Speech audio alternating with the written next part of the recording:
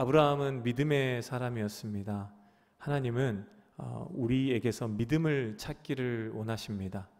우리 안에 믿음이 있는가를 늘 보시는데 우리도 그것에 대해 관심을 가질 수 있어야 됩니다.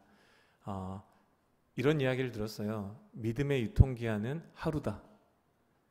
왜요? 어제의 믿음은 지나간 믿음이었고 어제 믿음으로 내가 살았던 삶은 나의 경험이 된 것이고 오늘 그리고 앞으로 내가 경험하게 된 삶에는 또 다른 믿음이 요구되는 그런 우리의 인생에 대해서 이야기를 한 것이죠. 그래서 우리가 날마다 구해야 되는 것이 믿음입니다.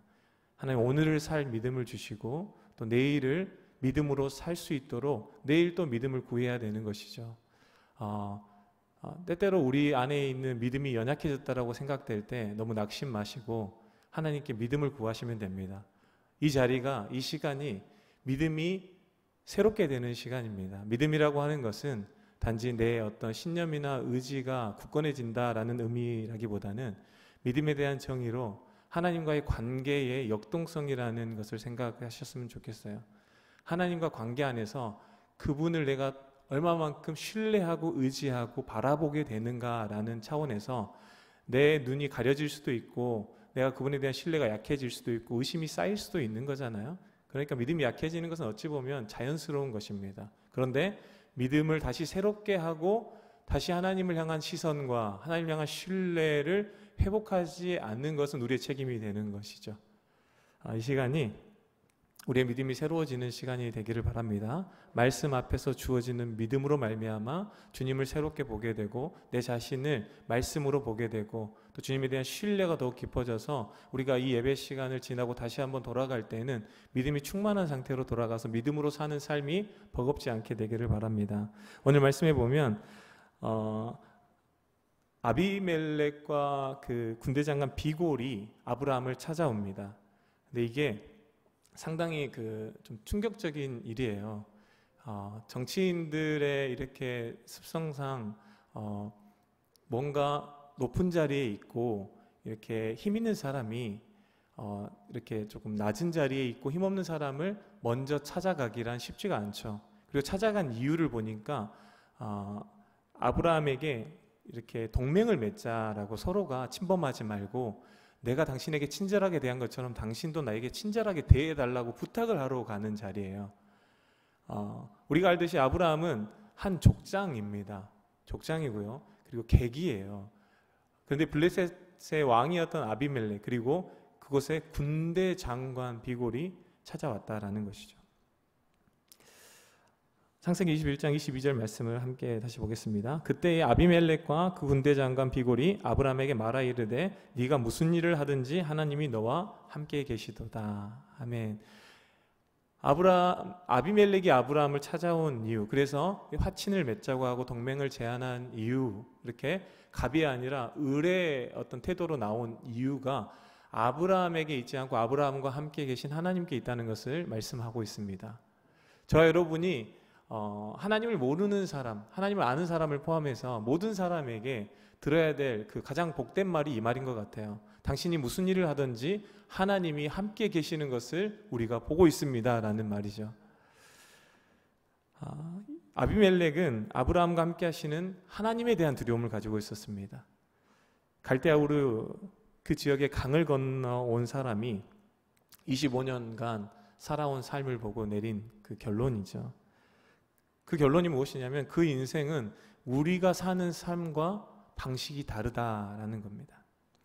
눈에 보이는 것을 힘의 근거로 삼고 살아가는 세상에서 무엇인가 보이지 않는 힘의 그 능력에 붙들려서 살아가는 것을 알게 된 것이죠.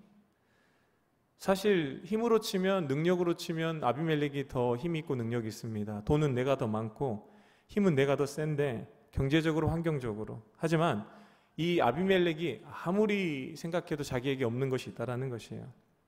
그것이 바로 아브라함과 함께 하신 하나님에 대한 존재입니다. 그 차이가 있는 것이죠. 그 차이가 아비멜렉에게 두려움까지 주었다라는 것이에요. 아브라함의 삶의 모습은 그 당시에 살아가는 사람들과는 다른 모습이었습니다.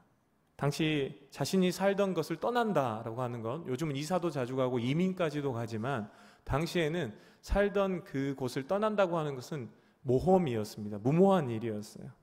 시족사였고 부족사였고 뭔가 이렇게 공동체 연대해서 사는 삶이었기 때문에 다른 곳에 가서 정착해서 산다는 것, 그것은 정말 힘든 일이었죠.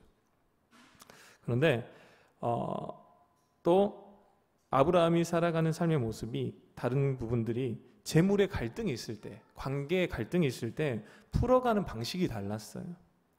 조카 롯과 분쟁이 있었죠. 그래서 삼촌으로서, 족장으로서 좋은 땅을 먼저 차지할 수 있는 우선권이 있는데 그것을 양보하더라는 것이에요. 그리고 자신은 헤브론이라는 산지로 들어갑니다. 목축업을 하기 가장 좀 어려운 그 척박한 곳으로 들어가요. 사람들은 좋은 곳을 차지하기 위해서 안달이 났는데 이 사람은 좋은 곳을 양보하고 더 안 좋은 곳으로 들어가더라라는 거예요. 그런데 중요한 것은 잘 살더라라는 것이죠. 자존심과 돈의 논리에서 벗어난 그 아브라함의 삶이 세상 사람들에게 비춰지는 것이 우리와 다르다라는 것이죠. 세상에서 일어나는 수많은 전쟁의 가장 큰 원인 중에 두 가지가 자존심 전쟁이고 쩐의 전쟁이라고 합니다. 자존심 때문에 싸우고 돈 때문에 전쟁을 한다는 거예요. 가정도 마찬가지고 어떤 공동체든 마찬가지인 것 같습니다. 아브라함의 주변에 크게 이슈를 일으킨 사건이 있었습니다. 아브라함의 인생이 그 주변을 이렇게 크게 들었다 놓은 사건이 있었는데, 롯이 살던 소돔, 그리고 소돔이 속한 남부의 연합군이, 중동의 남부 연합군이 북부 연합군에게 자꾸 조공바치다가 그게 싫은 거예요. 자존심 상하는 거예요.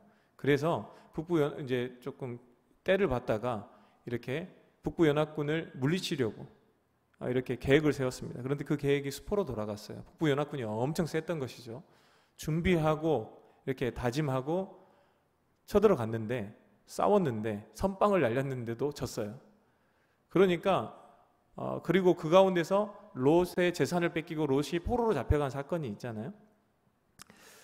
창세기 14장 13절에 이렇게 말씀합니다. 함께 읽겠습니다. 거기에서 도망쳐 나온 사람 하나가 히브리 사람 아브라함에게 와서 이 사실을 알렸다. 14절에도요. 아브라함이 그의 조카가 사로잡혔음을 듣고 집에서 길리고 훈련된 자 318명을 거느리고 단까지 쫓아갔다. 아브라함이 이 전쟁에 참전을 합니다. 참전 안 해도 되는 전쟁이었어요. 근데 참전한 이유가 무엇이었을까요? 자존심 때문에 내 명예를 한번 세워보자고요? 그 가운데서 내가 돈을 취득해 보자고요? 아니었습니다. 롯이라는 생명을 구원하고자 뛰어들었습니다. 그런데 롯이 어떤 사람이었어요? 자기 욕심 때문에 삼촌 아브라함의 뒤통수를 치는 사람이잖아요. 아브라함에게 피해를 끼치고 떠난 사람입니다. 아브라함이 이 롯을 위해서 무엇인가를 하지 않는다고 해도 아브라함을 비난할 사람은 아무도 없죠. 그런데 아브라함은 남부 연합군이 힘을 모아서도 이겨내지 못했던 북부 연합군과 정면전을 하는 거예요. 318명을 거느렸다라고 이야기를 하죠. 그런데 아브라함이 이렇게 무모한 전쟁을 했던 이유는 아브라함이 좋은 사람이었던 것이 아닙니다. 아브라함이 그만큼 좋은 사람이었던 것이 아니라 하나님이 자신의 인생에 개입했던 것이 떠올랐던 것이죠. 하나님이 자신의 인생의 실수와 실패 가운데 개입하셔서 자신과 가정을 구해준 일이 떠올랐어요. 그리고 지금 아브라함에게 롯이 죽었다는 얘기가 들린 게 아니라 롯이 아직 살아서 포로로 잡혀갔다는 이야기가 들렸습니다. 그걸 들었을 때 아브라함은 이것을 단지 그냥 롯에게 일어난 어떤 사건으로만 생각하지 않고 듣게 하신 하나님의 섭리가 있다라고 믿었던 것이죠. 그 믿음 가운데서 자신이 무엇을 해야 될까라고 생각했을 때 롯에 대한 긍휼과 자비의 마음이 생겼던 것 같습니다.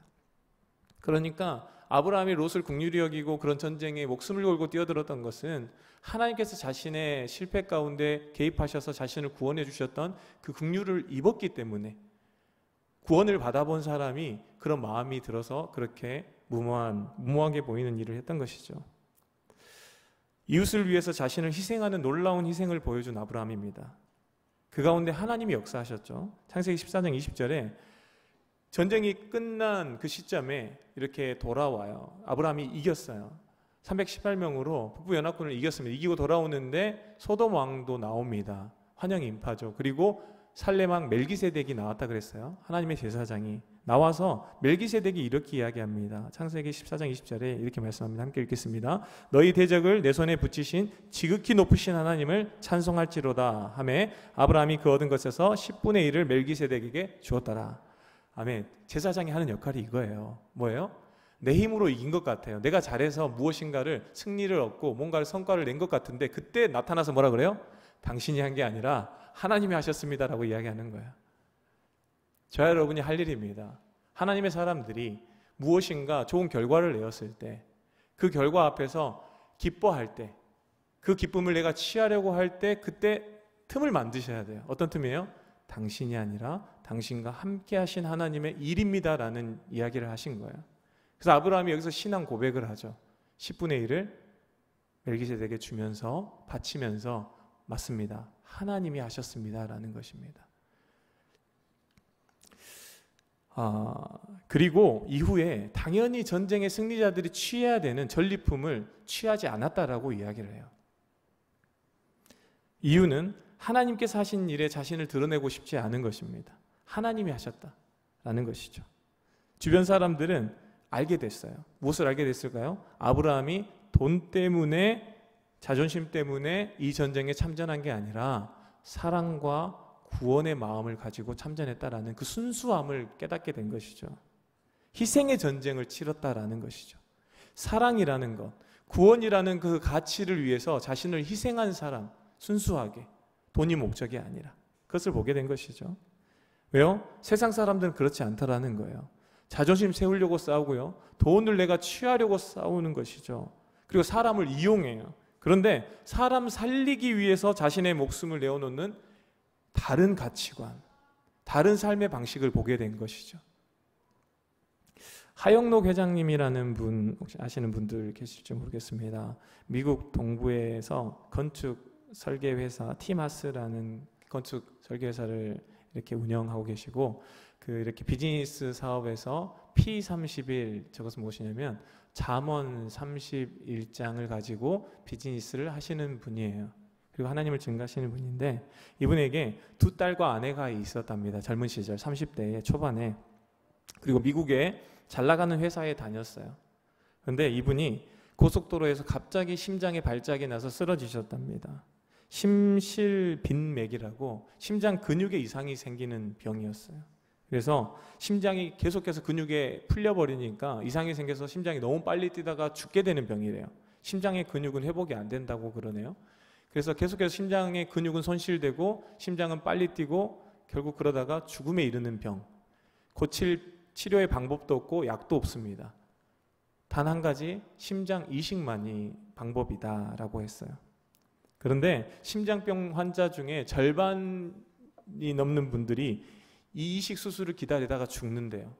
자신에게 맞는 심장이 없어서 혈액형과 사이즈와 이런 어떤 그 내 몸에 맞는 그 심장이 없어서 죽고 그리고 수술 받은 환자들도 절반이 1년 이내에 감염돼서 죽는 것이 바로 심장병이라고 합니다. 그런데 그렇게 병상에서 5달을 이렇게 누워 있었대요. 5달을 병상에 누워서 이렇게 이식만 기다리고 있다가 이제 임박할 그런 시점에 얼마 안 남았어요. 이렇게 이식을 받지 않으면 위험하게 된 시점에 자신에게 맞는 심장이 나타났다라는 소식을 듣게 됩니다. 주치의 선생님이 와가지고 딱 맞는 심장을 혈액형 그리고 압력, 심장의 압력 사이즈가 같아야 되나 보죠. 이것을 찾게 됐대요. 아주 건강한 심장을.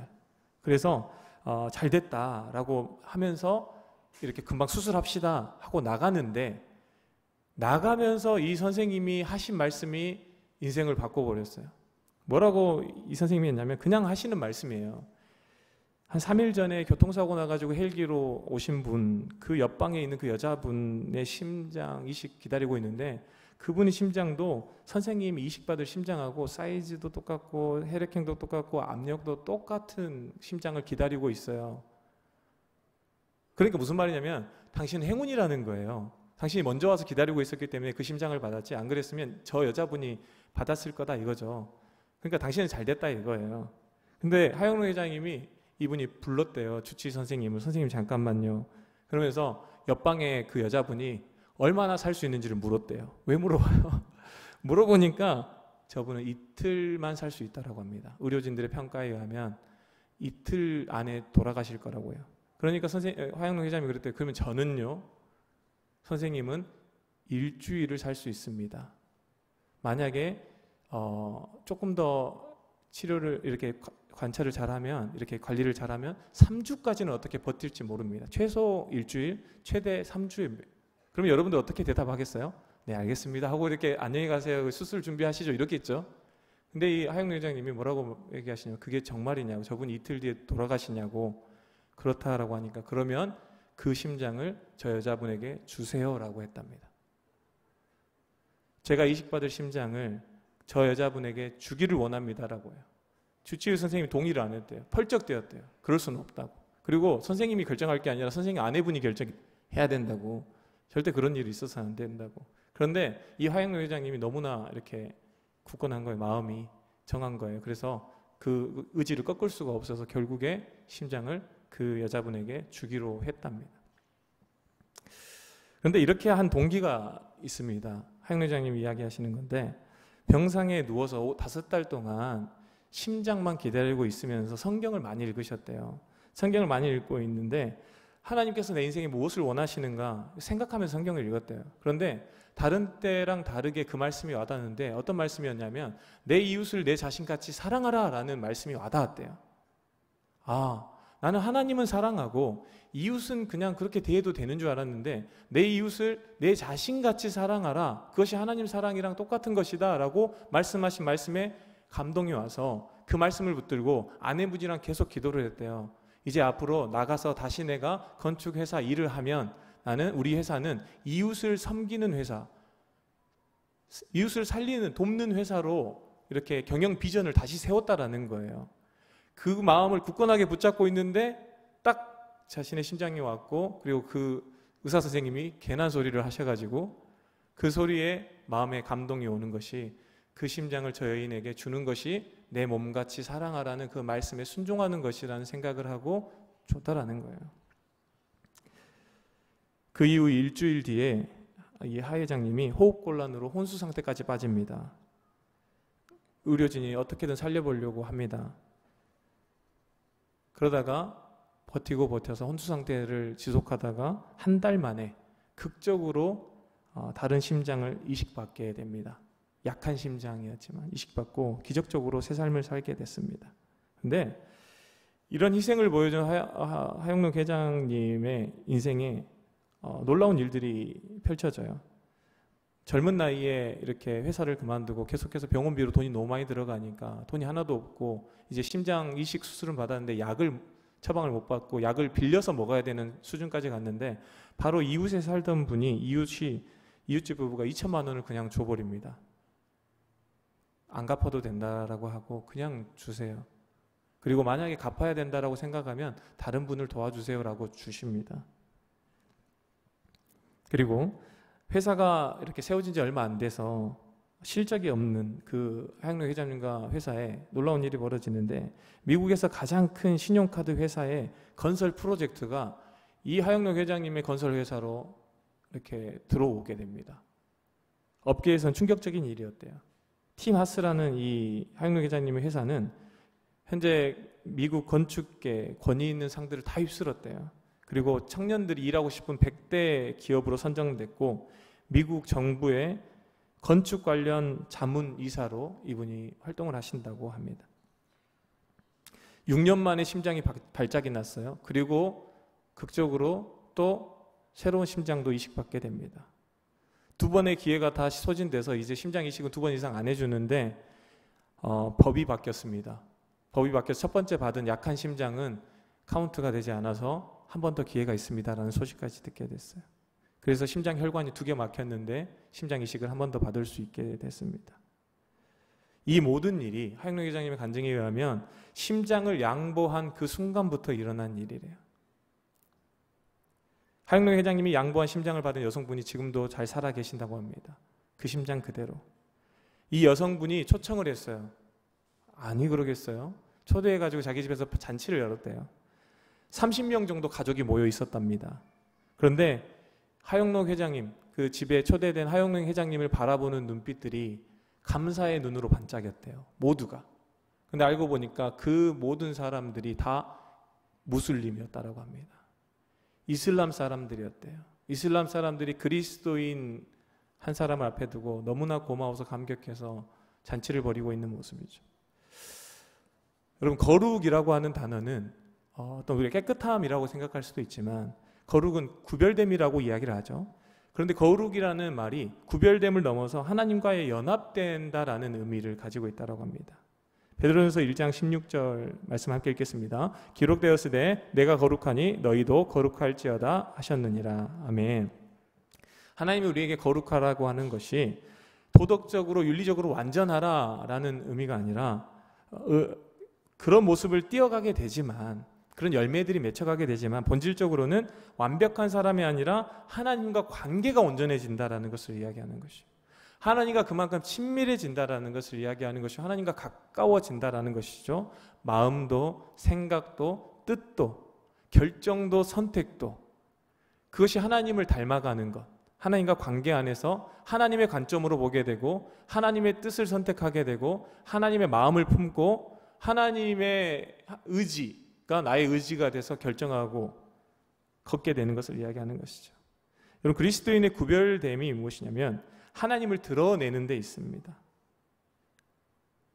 하나님은 어떤 사람을 찾으시는가?